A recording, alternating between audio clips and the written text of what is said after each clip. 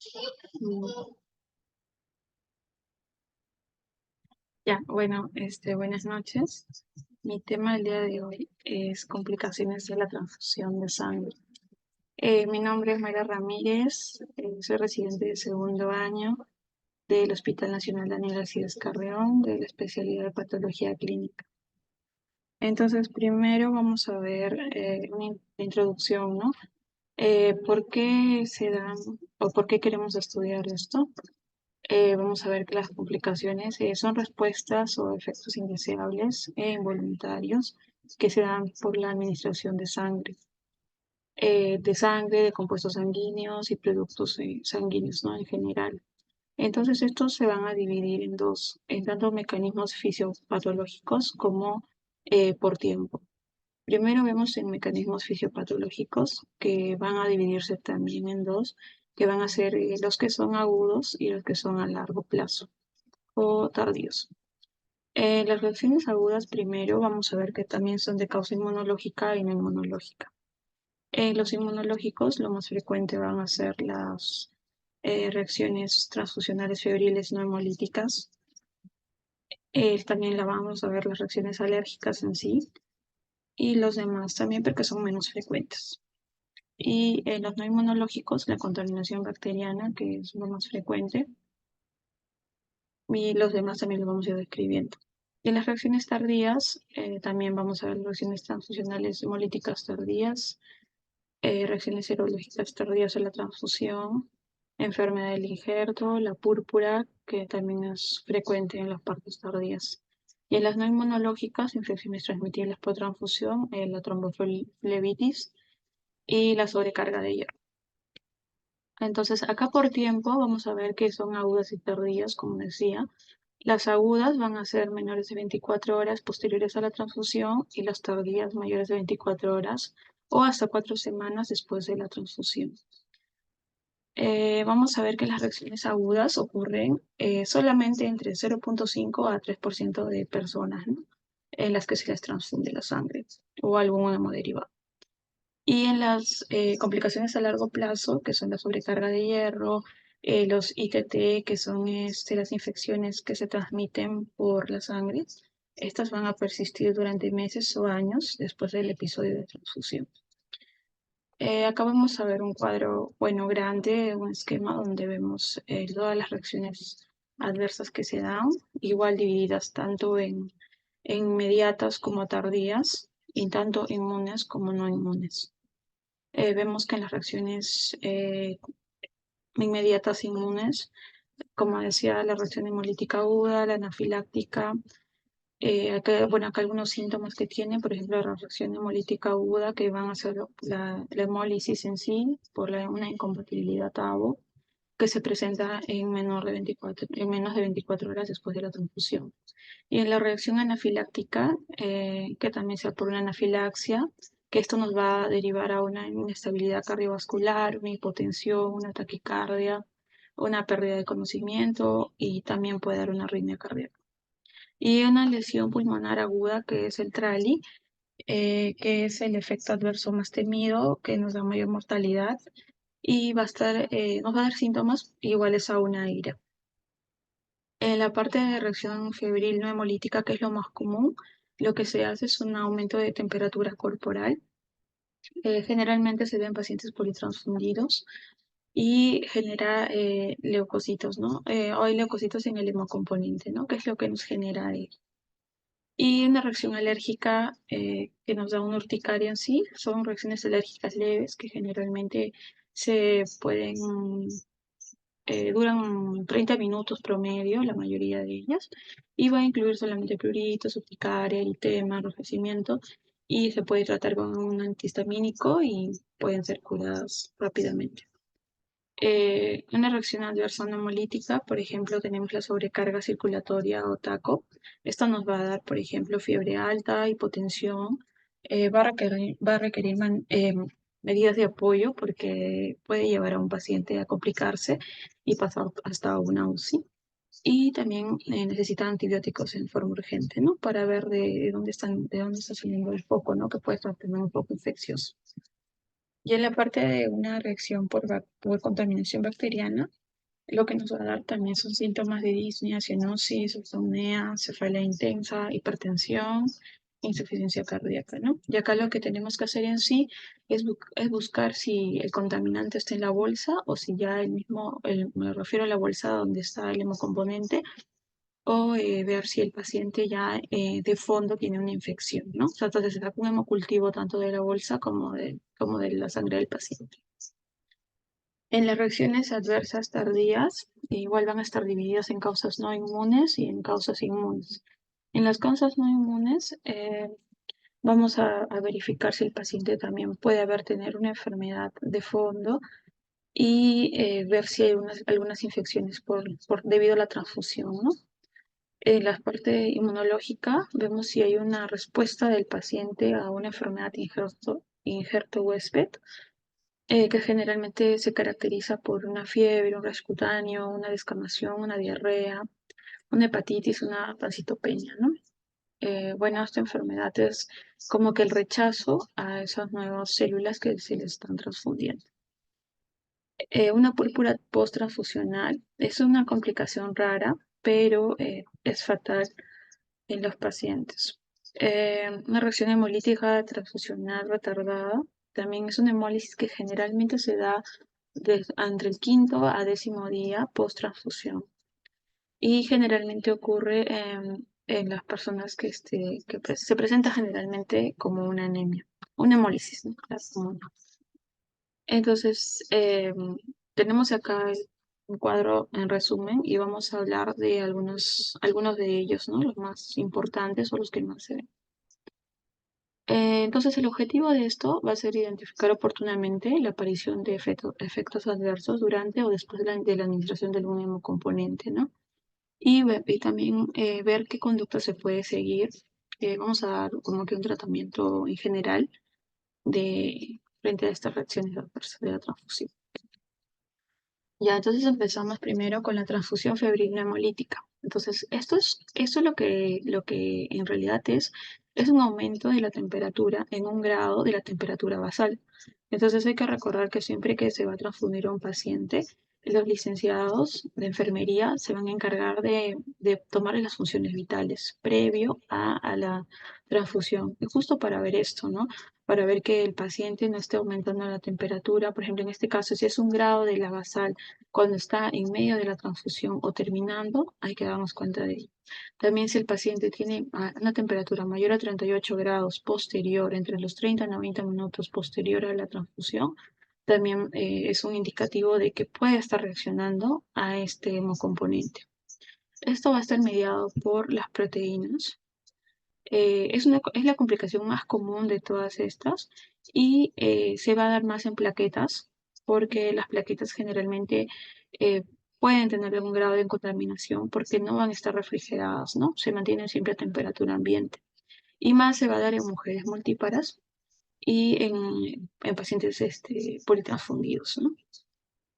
Para evitar ello, se recomienda hacer siempre una leucorreducción o una leucodepresión. Entonces, la leucorreducción lo que nos va a ayudar es a bajar los priones y, por ejemplo, contagio de citomegalovirus. Y la leucodepresión lo que nos va a ayudar es a bajar la cantidad de glóbulos blancos que están en el hemocomponente. Se puede bajar hasta un 99,9% de glóbulos blancos y así evitar que este paciente pueda tener alguna reacción. Entonces, en el tratamiento que se hacen para estas reacciones transfusionales febriles no hemolíticas, por ejemplo, lo primero que vamos a hacer es un tratamiento para aliviar los síntomas, ¿no? O sea, ponerle algún antipirético, en este caso, por la fiebre que está subiendo.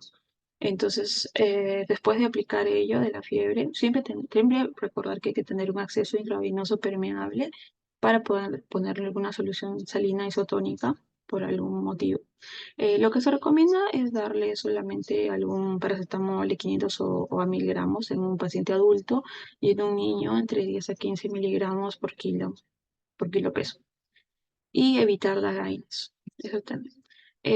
Si por A o B la fiebre persiste hay mucha neurotoxicidad, etcétera, o el paciente se encuentra chocado, ya se le puede dar 2 a 4 miligramos de morfina, ¿no?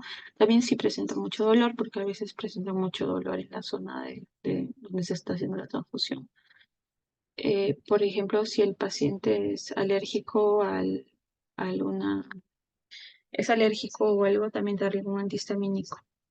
En pacientes refractarios también, o sea, que vuelven a hacer este cuadro de fiebres y que ya lo han presentado antes, se puede dar algún glucocorticoide como una hidrocortisona endovenosa. Generalmente estos síntomas se controlan en media hora. Si se controlan en media hora, se puede reanudar, o sea, poder seguir transfundiendo a la hora, ¿no? Pero solamente cambiar el ritmo, será un ritmo un poco más lento de la transfusión. Pero si esto persiste, si ya se deriva a banco de sangre, se llama a reportar para que la bolsa sea estudiada, ¿no? Para ver qué es lo que está pasando. Entonces, acá tenemos otro que es la reacción hemolítica transfusional. La reacción hemolítica transfusional es la complicación más peligrosa de todas estas. Generalmente se da por un error humano y tiene una mortalidad de 5 a 10%.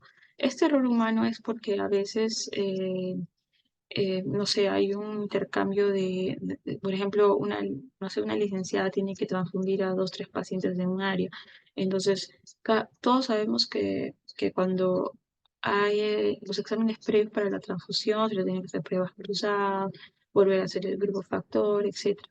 Y puede haber una confusión al momento de subir las bolsas a piso y si son 3 pacientes, intercambiar las bolsas porque a veces, no sé, suelen ocurrir, ¿no? Pero eso es ya por errores humanos en sí, porque se supone que las bolsas son verificadas antes de subir a piso para que sea el papel para tal paciente, pero a veces ocurren esos problemas. Entonces, esto generalmente ocurre dentro de las 24 horas y generalmente se produce por una activación del complemento, ¿no? Esta activación del complemento hace la hemólisis de los glóbulos rojos y generalmente se da, por ejemplo, si un paciente, bueno, un donante, entre un donante y un receptor, por ejemplo, si un donante es de grupo A, B y AB, generalmente, y el receptor es O, es grave y es donde se dan estos casos, ¿no? Si un donante es B y el receptor es A, también ocurre, viceversa. Igual si un donante es O y el receptor es A, B o AB. Entonces, los síntomas que se pueden dar son generalmente el paciente se queja del dolor en el lugar de la transfusión. Va a sentir, va a tener una sensación de muerte inminente, una opresión en el pecho, un dolor lumbar, náuseas, o sea, va a ser de una manera brusca todos los síntomas que tenga. Algunos pacientes también pueden presentar taquicardias, hipotensiones, fiebres, escalofríos, etc. Y va a estar mediado por células. Entonces, el tratamiento que se le da a ello en general es primero ver, ¿no? Verificar en sí si realmente es el paciente y corresponde a la bolsa, porque eso es muy importante. Como dije, generalmente se dan por errores humanos, así que es lo que primero que hay que verificar. Luego de ello, siempre mantener una vía permeable. Lo que siempre también tenemos que hacer es examinar si hay algún signo de hemolis. Por ejemplo, se le manda una prueba al laboratorio donde tenemos que ver todo lo que son pruebas de hemólisis, que son la parte de bilirrubinas, LH, hemoglobinas, etcétera, para ver si hay algún problema de hemólisis de fondo, ¿no? Generalmente cuando estos pacientes, como dije, presentan síntomas bruscos, ¿no? Es lo que más se podría decir que se da. También sacar cultivos microbiológicos, tanto de la bolsa como también del paciente, ¿no? Para ver si no hay una enfermedad de fondo. Y se hacen otros estudios complementarios y siempre también mantener al paciente con una vía permeable por si el paciente se choca, ¿no? Hay pacientes que en la hemólisis es tan severa que pueden llegar a ser una insuficiencia renal aguda y tienen que pasar a unidades de cuidados intensivos, ¿no? Por el problema agudo que puedan tener. Igual si el paciente es oligúrico, por ejemplo, tratar de administrarle furosemida de 40 a 80 miligramos endovenoso y tratar de que el paciente no vaya a diálisis, ¿no? Entonces hay que siempre tenerlo monitoreado. Igual darle soporte oxigenatorio, etcétera. Entonces, igual acá vamos a ver algunas reacciones alérgicas en general, que generalmente ocurren entre 1 a 3% de todas las transfusiones. Más se da en pacientes que tienen problemas atópicos, disculpen, que son alergias, etcétera. Entonces, esto se da por una hipersensibilidad tipo 1, que se da por los basófilos y mastocitos unidos a la inmunoglobulina E, ¿no? Los síntomas por lo general van a durar menos de 30 minutos y generalmente se tratan con algún antihistamínico. Y una vez que ha pasado esto, igual se reanuda la transfusión, no hay problema. Ya si el paciente por A o B se empieza a complicar y empieza a presentar alergias graves, o hay casos refractarios, o también se forma un edema laríngeo o facial, también baja la presión, eso ya es que se está complicando una anafilaxia. Entonces ahí sí ya hay que poner adrenalina subcutánea a 0,2 miligramos. Entonces las reacciones anafilácticas ya son mediadas igual por la inmunoglobulina E, solamente que van a inducir a la reticulación de basófilos y mastocitos en los receptores, ¿no? Y son una reacción más severa donde ya lo que el tratamiento en sí va a ser ya adrenalina, ¿no? Va a ser eso, adrenalina subcutánea de 0,2 a 0,5 miligramos a mililitros, disculpen, eso no, ya. Y se va a repetir cada 15 a 30 minutos en el paciente. Entonces, acá también lo que tenemos que ver es la presión arterial del paciente, porque si cae esta presión sistólica a menos de 60, vamos a tener igual que seguir aplicando la adrenalina hasta que el paciente pueda recuperarse, ¿no? Y esto generalmente lo que genera en el paciente van a ser un edema laríngeo, broncoespasmos, etcétera.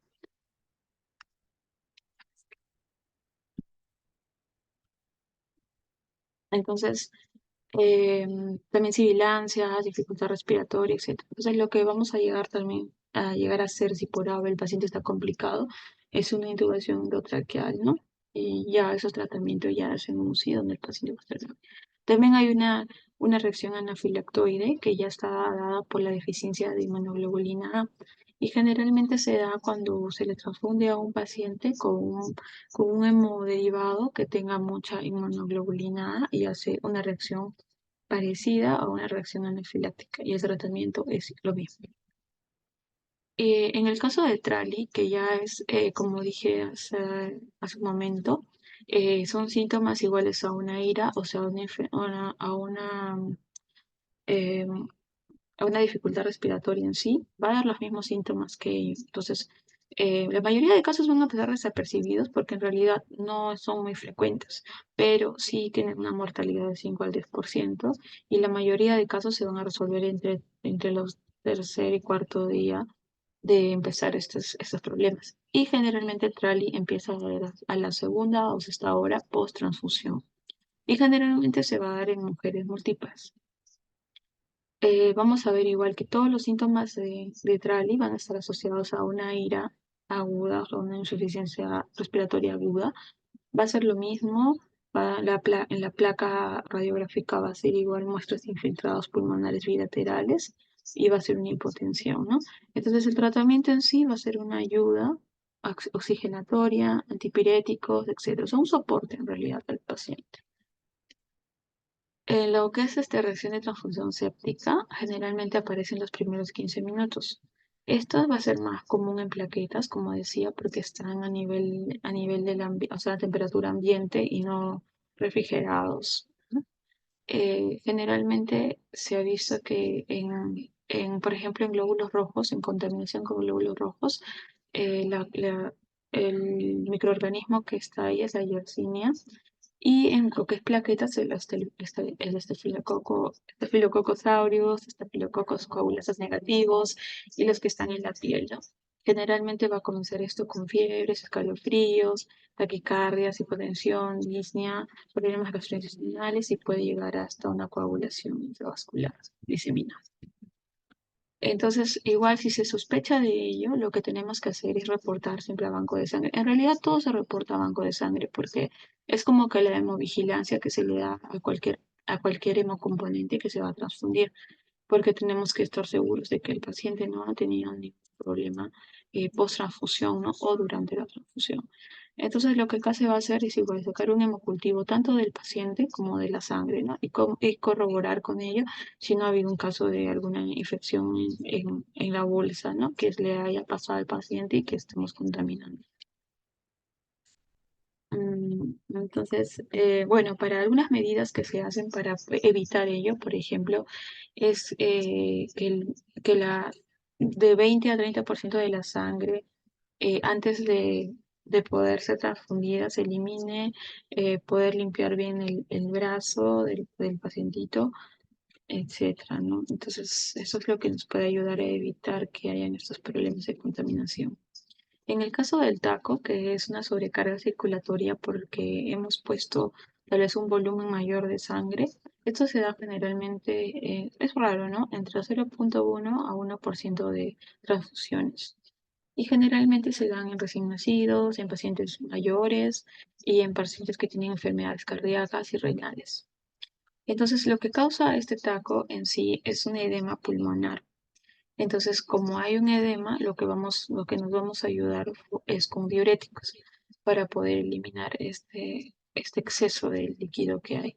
Lo que va a hacer en la parte clínica, los signos que va a dar son tos, disnea, elevación de la vena yugular, crepitación. Es como una insuficiencia cardíaca en sí.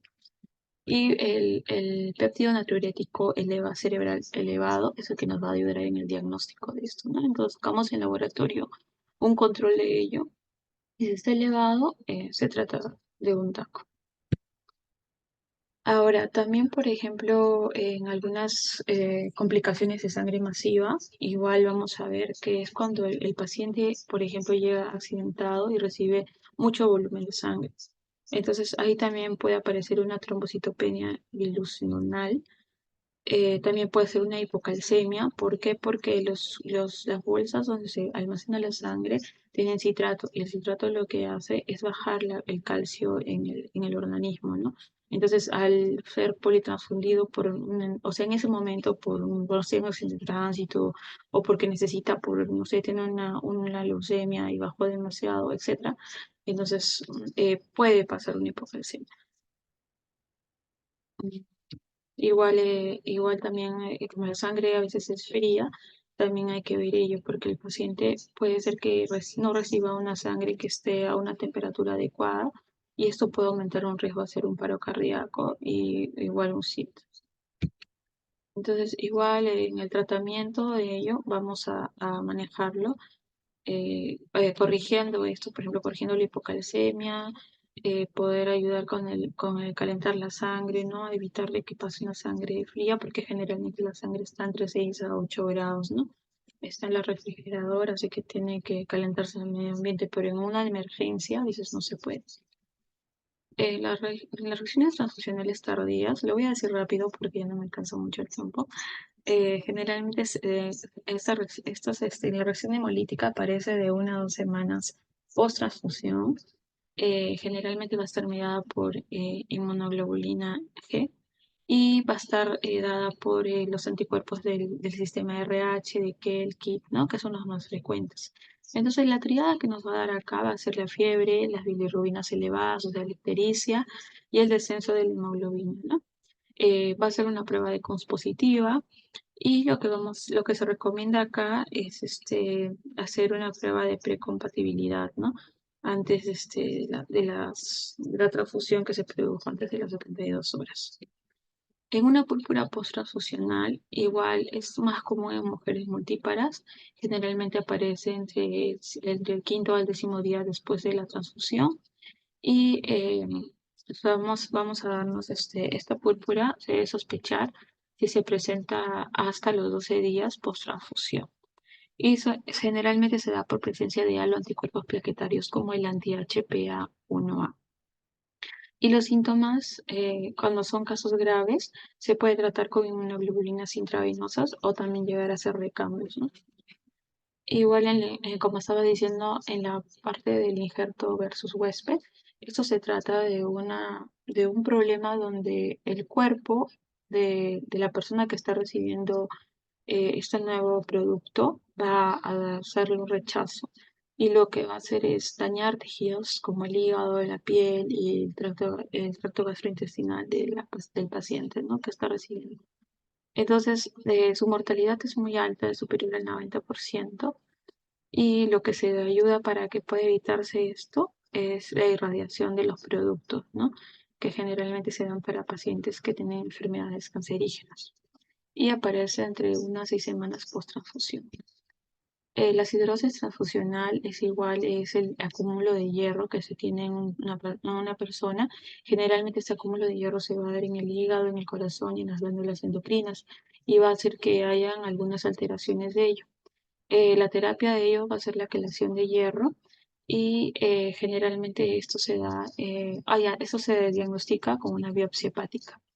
Esto se diagnostica cuando el hierro hepático va a ser más de 7 en adultos y más de 4 gramos en niños. Bueno, eso sería todo. Gracias.